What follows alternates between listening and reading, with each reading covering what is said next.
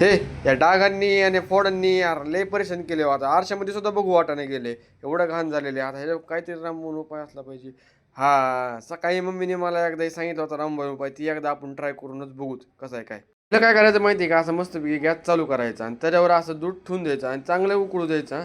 म्हणजे असं की थोडं झालं की काढून घेऊ नका, तसं थोडं चांगलं उकळून तर मी एक ग्लास घेतो. आणि ग्लासाचं काय नाही, ग्लास कोणता घेतला तरी चालेल, असं काय नाही ग्लास काचेचं घ्यायचं म्हणून कोणतं जरी घेतलं तरी चालेल.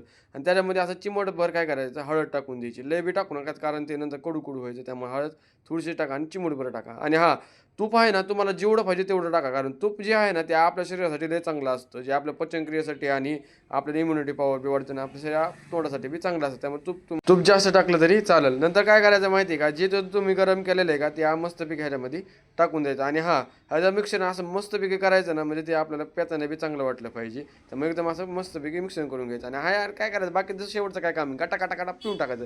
ह्याचे फायदे काय माहिती आहे का, आपलं तोंड बी चांगलं राहतं, फ्रेशनेस राहतो आणि आपल्या शरीरासाठी बी चांगलं असतं. आणि तुपाचा आणखीन एक तुम्हाला उपयोग सांगतो, जे आपल्या डोळ्याखाली डार्क सर्कल असते, जे होटांपाशी थोडं काळं काळं जे असतंय का, त्यासाठी तूप लय मस्त आहे काय, तिथं लावून टाकायचं संध्याकाळी आणि नंतर सकाळी उठल्यानंतर ते आपलं आंघोळ करता निघून जातं. त्याने काय होतं, आपलं डार्क सर्कल जे आहेत का ते सगळे निघून जाते. हां, असेच नवीन व्हिडिओ पाहण्यासाठी माझ्या पेजला लवकरात लवकर फॉलो करा. भेटू मग आता अशाच छोट्याशा मिनी ब्लॉगमध्ये. तर टाटा, बाय बाय.